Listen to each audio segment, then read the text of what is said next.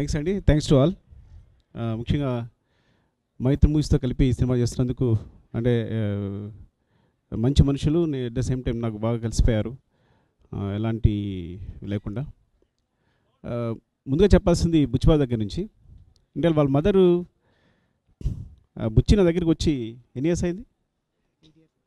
8 years అయింది assistant డైరెక్టర్గా వచ్చి. అంటే అంతకుముందు ఒక ఆల్మోస్ట్ మా అఫ్కోర్స్ నేను మా అన్న అసిస్టెంట్ డైరెక్టర్ అందరికీ చెప్తాను, ఒకటే చెప్తాను ఏంటంటే ఎవరిని నా అసిస్టెంట్ చెప్పుకోలేను, బికాజ్ అందరి దగ్గర నుంచి ఎంతమంది నేర్చుకుంటూనే ఉంటాను, అది నిజం కూడా, వాళ్ళకు కూడా తెలుసు. అరే నిన్ను ఒక్కడిని నువ్వు డైరెక్టర్ దగ్గర శిష్యుగా చెప్తానన్నాను. ఎందుకు అనంటే అది నా దగ్గర నేర్చుకున్నాను కాదు, నా డైరెక్ట్ స్టూడెంట్, నేను వీడి మ్యాథమెటిక్స్ చెప్పాను నేను, కాబట్టి నా శిష్యుడే.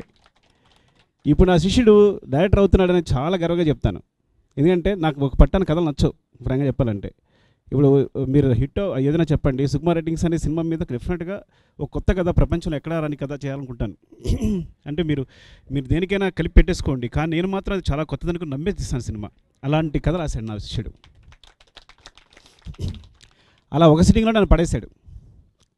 అంటే నాకు ఎప్పుడు భయంగా ఉండేది ఈవెన్ చూసినప్పుడల్లా, ఎందుకంటే చాలా ఇన్ఫీరియర్గా అమాయకంగా, ఎప్పుడు నన్ను చూస్తే భయపడే, నేను ఇక్కడ ఉంటే తను అక్కడ ఉంటాడు, అంత భయంగా ఉంటాడు.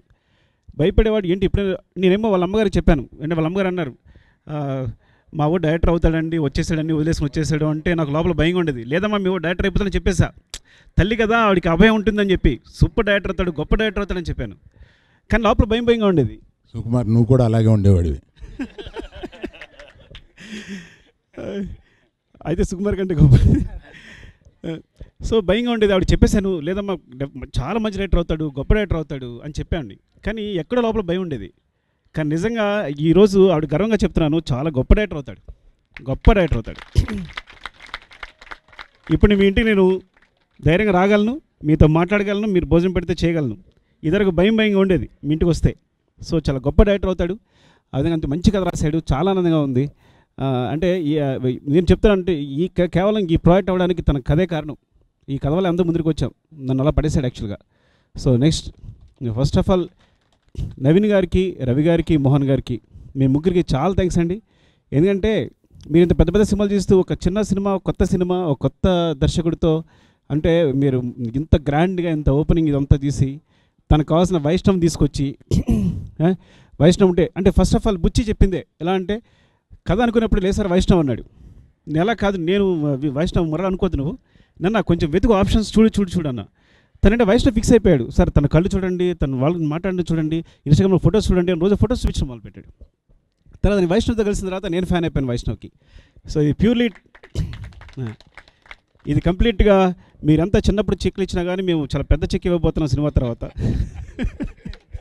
అని. సో నిజంగా అదంటే ఇది వైష్ణవ్ అంటే ఇది కేవలం స్టోరీ చోజ్ ఏంటి కథ ఎన్నుకుంది వైష్ణవ్ని. వైష్ణవ్ కేవలం తన టాలెంట్తో ఈ కథకి కుదిరాడు హీరోగా. నెక్స్ట్ మనీషా, అలాగే కొత్త అమ్మాయి, తను ఆడిషన్ చేసినప్పుడు ఫస్ట్ ఆడిషన్ చేసిన అమ్మాయి. ఎందుకంటే మేము డిసైడ్ అయింది ఒక తెలుగు అమ్మాయి కావాలి, నేను కంపల్సరీ తెలుగు అమ్మాయిలని. ఎందుకంటే నాకు తెలుగు మాట్లాడితే సెట్లో డైలాగ్ పోయి చిన్న చేంజ్ వచ్చినా కానీ వెంటనే చెప్పగలం, వాళ్ళు వెంటనే అర్థం చేసుకుని చెప్పగలుగుతున్నారు.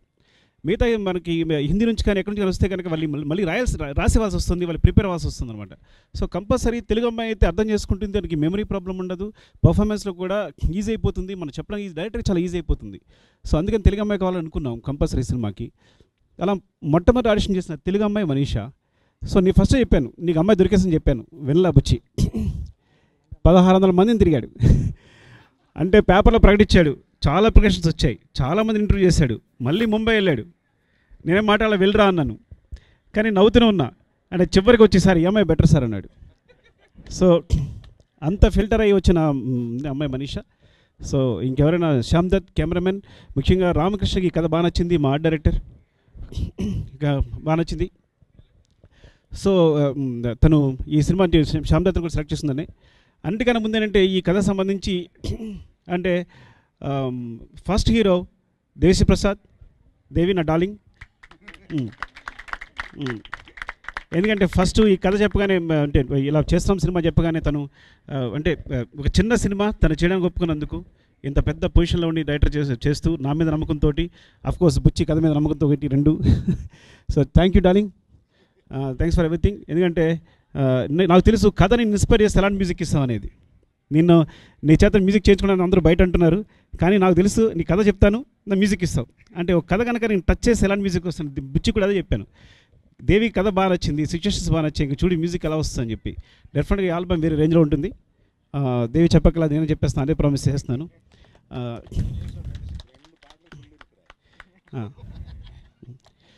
ఇంకా వైష్ణవ్ నీకు చాలా మంచి ఫ్యూచర్ ఉంది. అంటే ఇంట్లో అందరూ చెప్తున్నారు కళ్యాణ్ గారి తర్వాత లక్షణాలన్నీ ఉన్నారు మీకేనని. ఏంటి బిహేవియర్లో చాలా సైలెంట్ కామ్గా, కానీ ప్రతిదీ ప్రేట్ చేస్తాడు, చాలా మంచిగా అంది, అంత అబ్జర్వేషన్ ఉంది. అలాగే ఎట్లాంటి భేషజాలు లేవు. రోడ్డు మీద అక్కడ కూర్చుని అక్కడ తినమన్నా తింటాడు. ఎలాంటి ఏదో నేను హీరో అన్న ఫీలింగ్స్ అట్లా ఏమేమి లేవు. సో అలాంటి సింప్లిసిటీ ఉంది వైష్ణవ్కి. సో చాలా పెద్ద సక్సెస్ కావాలి, నీ కెరీర్ చాలా బాగుండాలని కోరుకుంటున్నాను.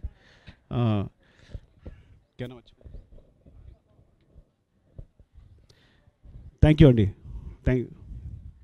అన్నిటికన్నా ముందు ఫస్ట్ ఆఫ్ ఆల్ చెప్పాలి, ఈ కథ ఫస్ట్ ఇలా రావడానికి, సెలెక్ట్ కావడానికి, ఇలా సినిమా చేయడానికి కారణం చిరంజీవి గారు. ఆయన మాట వదిలేసి చెప్పడం అంటే అరుణ్ గారు కంగారు పెట్టారు కాబట్టి, కానీ మొట్టమొదటి చెప్పాల్సింది ఆయనే. ఆయన ఓపిక ఎంత అంటే మాన్యువల్ డే కానీ ఎంతమంది ఉన్నారు ఫ్యామిలీలో. ఈ కథ నేను 3 సార్లు విన్నారు ఆయన, అంతే కదా, ఆల్మోస్ట్ 3 times. ఒక్కొక్కసారి 4 hours కూర్చున్నారు. అప్పుడు అర్థమైందండి ఎందుకు మెగాస్టార్ అయ్యారు, అంత సక్సెస్ఫుల్ హీరో ఎందుకు అయ్యారు అనేది. మీరు నంబరు చెప్పిన సజెషన్స్ చూస్తే ఎంత కాంటెంపరీ అంటే, ఇప్పుడు కాలేజీకి వెళ్ళే కుర్రాడు ఎలా ఆలోచిస్తాడో అలా ఆలోచిస్తున్నారు ఆయన.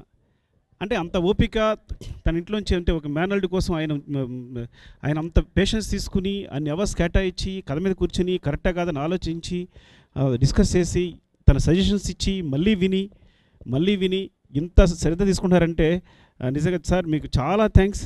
ఈ కథ ఇలా తయారైందన్న కూడా మీ వల్లే, ఈ సినిమా ఇట్లా స్టార్ట్ అయిందన్న కూడా మీ వల్లే. మీకు మళ్ళీ థ్యాంక్స్ చెప్తున్నాను. థ్యాంక్ యూ అండి, థ్యాంక్ యూ వెరీ మచ్. ఈ వీడియో మీకు నచ్చినట్లయితే లైక్ చేయండి, షేర్ చేయండి.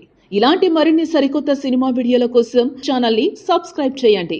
అలాగే ఇక్కడ ఉండే ఈ గంట సింబల్ని క్లిక్ చేయండి. మేము అప్డేట్ చేసే ప్రతి వీడియో నోటిఫికేషన్స్ మీకు వచ్చేస్తాయి.